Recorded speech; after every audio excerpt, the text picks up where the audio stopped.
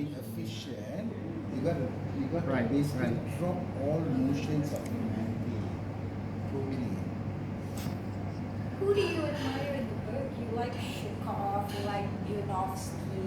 That's I interesting. mean, isn't it? Don't you? Oh, Yosha.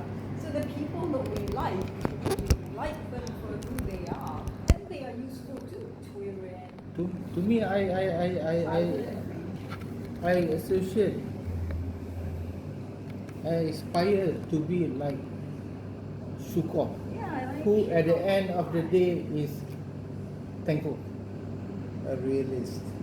Who at the end of the day, each day, Thankful. regardless Thankful of the day is gone. his step, yeah. That's No, but he wasn't thankful the day was gone. He was thankful he had been used for a Yeah, good good day. day. Yeah. Good day. Good feeling. Not many people can do that. Yeah. Yes. especially when you start organizing your life in what I'm going to my target in 1 month's time. Yeah, My target in 2 years time. yeah. Those people who plan their life like that, after 1 month I would have to achieve this.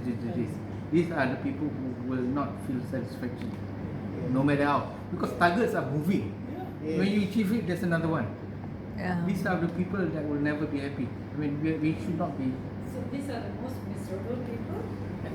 I don't That's know. why maybe the young ones, the millennials, are very, there's a high rate of depression among the millennials because they have been given things and more and more and more.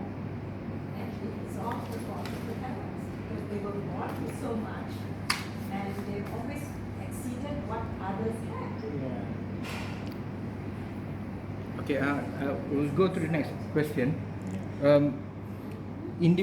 Individual identity is one of the most important existential factor for the prisoners in the Gulag. It is an essentiality that defines the existence of prisoners that define the existence of the prisoners past, present, and future as a human being. In what way does the prisoner fight to secure their individuality, and in what way does the prison system attempt to destroy it? In order to keep yourself safe or not, you have to keep your individuality. You must not be a so-called sadistic. You must not lose your existential purpose. That way you will have your humanity in you. You still maintain your humanity. In that way you don't succeed to become something that is below what you were supposed to be as a. But in the Gulag, you notice that the struggle that prisoners in life struggle every day is struggle to maintain their humanity, their existence. But what the guards and the wardens of the Gulag tries to do is to destroy that from you and take that from you. You're no more individual. You're just a number in the church. That's how they break you, by making you. That's how you break people. That's how you control people, by taking the individuality out of it. The problem is when the prisoners succumb to it, they themselves became a number. Eventually, that's when you know that the Gulag has taken over you. You're completely their instrument. That's the moment where the individuality has been taken away from you. Okay, in a sense, in the book, how did these people, individual prisoners, maintain their individuality? If you have any, one reason, one aspect of it that I noticed is that they still, some of them, in a bad way, Belyukov, the ex-captain who was the submarine captain who became, he was instilled, even though his personality was commander. He was used to ruling people, so he was used to giving command. He used to be on top. He used to be powerful. So even though he was already in prison, he still held on to the illusion of power, even though he wasn't at any power. That's how he keep his individuality. He thinks he still has rank, he still can order people, but the guards still punish him when he is. So that is one instance that you maintain your individuality. Okay. Another instance is of course the best is Alyosha, the Baptist. He is the one that actually, by surrendering himself to faith, by surrendering himself to religion, he is the one that has kept his individuality, to me, at the end. But that's not the case. There are some people who also still kept. Shukov still kept his individuality. He did not want to be a number. By how did he do? By working hard. By actually being passionate about certain things. He knew that if he worked hard, he became a productive unit, therefore he exists. Therefore he can keep his sense of dignity. But some are not. Like that boy Grovel took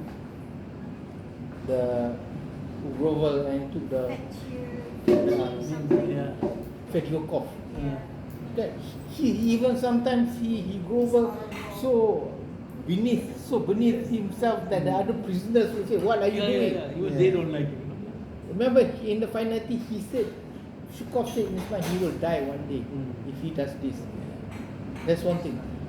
People like that don't survive in the prison. If you tend to grovel so much, you think you will survive. You think you're malleable, but those people will die first. So you can see some sense of how people struggle to maintain their humanity, their individuality. So what are the instances do you think that some of the characters have done it successfully or not? I suppose Shukov, as we've been discussing, he's been a realist, a practical man, right, who just lived for the now, right? Then you've got this Baptist. He basically, by believing in God, which was not acceptable in the Soviet system, because there they all atheists. So he believed in an alternative reality, the reality of tomorrow, the reality of after death. Right? So he lived quite well. He was not worried about whatever they might do to him today while he was in jail, because he had another reality. Then I suppose the foreman, he used kindness. Right? He maintained his position. Right? He used kindness, ultimately kindness, to bond with his men and to earn their respect, and therefore stayed in his rank as their supervisor. Two Latvians, they Yes. used each other. They, by virtue of them sticking together, they maintain their identity as the only Latvians. Yes. Yeah. They were hardworking people, isn't it? That's interesting. They just remain together. Yeah. They are not even brothers, but because they come from the same place. So it's the power of the collective identity, the power of being in an in-group, Yeah. right? So you fed off each other and you kept each other strong. Interesting. In fact, that's what the Gulag tries to destroy. In fact. And by breaking your spirit, in other words, by making your life has not aimlessly, without objective, without objective of time. They took the objective of time out from you, because you don't know how long you will be there. That's right. You can't plan anything. That's how they break you. And one other words is the constant starvation. They will always give you less Just than what you enough. should. Yes, Just yes, enough. yeah, This is Now what. keep you alive, yeah. That's how gulags are. Our prisons are like that too. They don't want you to feel like it's a resort. But that's how hardship is good. when you are faced with a hardship, you start to gravitate to something that it is has a big definition than yourself. Work. Work is bigger than me now. That's my objective. Then I work. That's how they break you, by taking away your minor individuality, so you can latch onto the bigger one, which is work as a group. So in another instance is like there are other persons that maintain their individuality by their strength of wealth, like Caesar. Caesar, he maintains his individuality because people already in the prison has looked to him as an individual already. Caesar is a person, he provides. He has got parcels coming in family. He gets things done. He will give you tobacco. He will give you things. So in that way, individuality, maintaining individuality is not to yourself only. The aspect of maintaining your individuality is not what you look to yourself. It's when your Pragalat look at me. If Pragalat look at me as a number, then I've lost my. It's what the other people are thinking. So Caesar, by virtue of everybody thinking him as somebody, he has maintained his individuality. So I was puzzled by that, You see, this man was an intellectual and therefore they jailed him, right? But why was he given these special privileges, which the other prisoners didn't have? In fact, an intellectual is more dangerous than the other types of prisoners. He got the parcels and then he Yeah. could distribute stuff to people. Everybody got something. remember You he give to him, you get something from the parcel. But he never went, he was not made to go out to do hard labor. Because they Huh. expect they'll be getting something from bribed them him. all. Yeah, he bribed them. he bribes She's everybody. She's trying to be nice-hearted, be Yeah, nasty. right. They bribe them. And so he maintained a position where he could lead a little bit He better had off than the something others. to bribe I mean, people. I was also puzzled how he got, Yeah. and even the parcels, and he seems to get more parcels Then That's than because his others. family sense though. You know? If you've And got the thing is, someone outside that the thing is, I supports think, you. the thing is that when I don't know whether he said it or God said it. It doesn't matter how much parcel I get. It doesn't matter. I give everything in that parcel away as long as I get things done. He doesn't. That's what he said. I think he said it doesn't matter. Like I get only a fraction of what I was sent to me. As long as that thing, I give it to you, the guard, you give me something back. I give you something, you give something. That's how I think that's what he said in the book. One of the remarks he said. It doesn't matter what he keeps. But yet he walks around with fur hat and everything. But in Special privilege. in any system that works, in our hospital, the people, like for Chinese New Year, they'll like pass boxes of oranges to each ward to the nurses or carry out of their pocket and hand out to people. Because then people will refer things to I mean, it's them. in every culture. I mean, everywhere you go, Is that- give something. Everybody remembers your name. They remember you because you give the angpao. It's a sensible explanation. I feel like it's some kind of capitalism inside inside the socialism. You're right. You're right, John. Yeah, Because it's how humans are. Yeah. And another one is the guards, of course. Guards, they are there to break you, and like Fedukov, who was the team, the boy there, and there's another boy. I also forgot his name. He was this 16-year-old boy. That yeah. Option is one of the battles. Yeah, he is the one that Shukov loves the most because he looks him as a son, Like a son. like a son. And he said he will survive because when he look at him, he knows the ways. He knows what to do. So he knows he was happy that this boy will survive one day. Okay, the next question.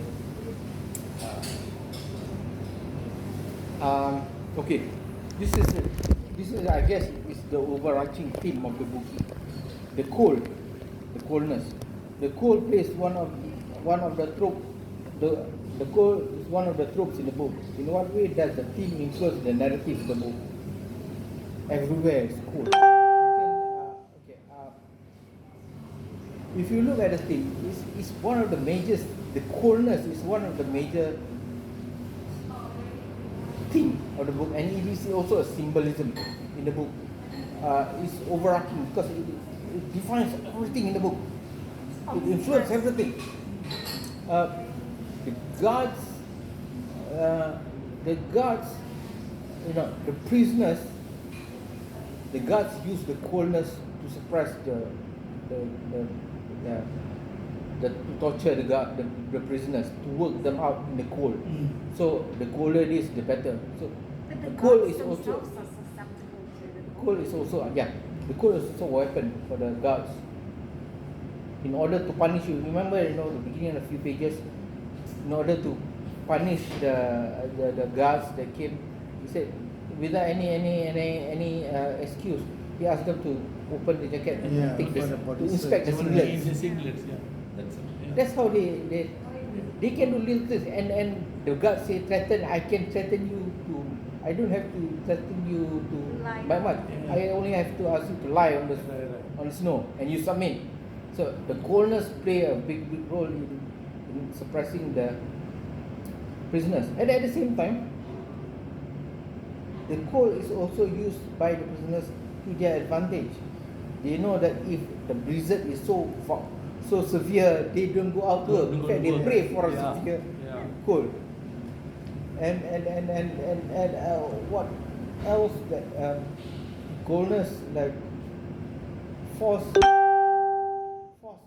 in a way which is good for the prison, that the coldness forces the prisoners to work efficiently and work Do you quickly. think the coldness forces you to be in the now? Forces you in the now. Yeah. How can you not be in the now when the cold is All around you. Right. That's good. That's good. Yeah, good point. It's a very good. What else do you think? Doesn't have to be cold. It has to be the warm also. The coolness, right? I mean, whatever. I remember I watched Anna Karenina, Dr. Ivanko, and all I remember is the cold, The snow. the snow, thick snow, Yes. everyone freezing, right? So I suppose the landscape probably defines the Russian mind. That's another reason why they built the gulag in such a place. Yeah. They don't build gulag in so south. Nice that warm place. They don't do that. They put But it I in. was wondering when they were building, right, and the mortar and everything freezes, I was sort of wondering if they have the gulag there, because then it's not somewhere you can escape from easily, because where would you run to? But once they built all this, who was eventually going to stay there in that crappy place? No, the thing is like, the story is sort of like a very summarized version. Actually, what these gulag prisoners is, they are transported to the work site very far away, and when they work, at the end of the day they come back. Usually that's the case. Because the place they were working was also like Yeah. dangerously cold. and Sometimes. it's like, so later people are going to go stay there. No one's gonna stay there. Maybe the whole of Russia is like that. Maybe No, you'll have to stay there, but then there'll be a building, so it'll be warm inside. No, I don't think the Soviet had that kind of foresight. No, I think The point is just centrally it's just planned work. economy has this type of ridiculous mistakes, right? Everywhere, all over. In fact, you're talking about power station. It reminded me of Chernobyl. The exploded. Chernobyl. Right? Everything was shoddy. Right? The entire construction, right? The actual building, everything was shoddy. No, but the So- reason why it's shoddy is also because there's no quality when you force people to. Correct. They're Yeah. not even experts in that, because Yeah. like Shukov is a carpenter and then he only learned to be a mason here. Yeah. In 2 years. He learned to be a Because I that think, was I think ultimately what they did was they forgot that people are individuals. Yes. So they looked at them as mere tools, right? Interchangeable, just You know? numbers. So yeah, in fact you see how they execute the prisoners in the gulag, right? It's like they don't even